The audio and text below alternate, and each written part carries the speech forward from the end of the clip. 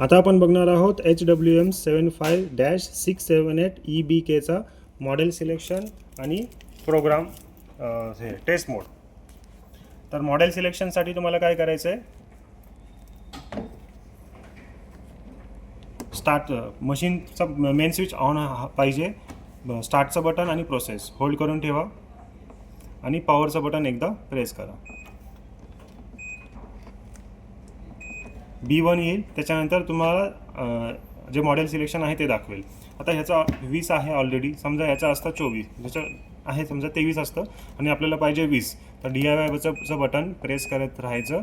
20 आलं की एकदा स्टार्टचं बटन प्रेस करायचं की मॉडेल सिलेक्शन होतं, हे ब्लिंक करतं 3 वेळा आणि मशीन बंद होतं. हे झालं मॉडेल सिलेक्शन या मॉडेलचं. आता ह्याचा टेस्ट प्रोग्राम, टेस्ट कशी करायची, ऑफ कंडिशनमध्ये DIY बटन आणि प्रोग्रामचं बटन होल्ड करून ठेवायचं आणि एकदा पॉवरचं बटन प्रेस करायचं. C1 येतं, C1 3 वेळा ब्लिंक होतं, त्याच्या अगोदर DIYचं बटन एकदा प्रेस करायचं. आपल्याला परत एकदा दाखवतो.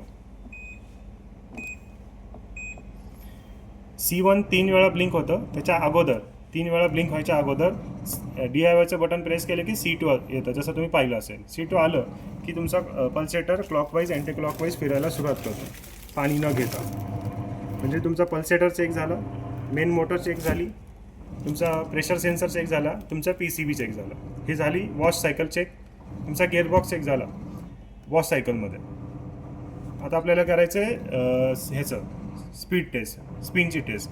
तर DIYचं बटन एकदा प्रेस करायचं आहे की C2चं C3 होतं. C3मध्ये तुमची ड्रेन मोटर ॲक्टिवेट होते आणि काही सेकंदामध्ये तुमचा ड्रम फिरायला सुरुवात करतो.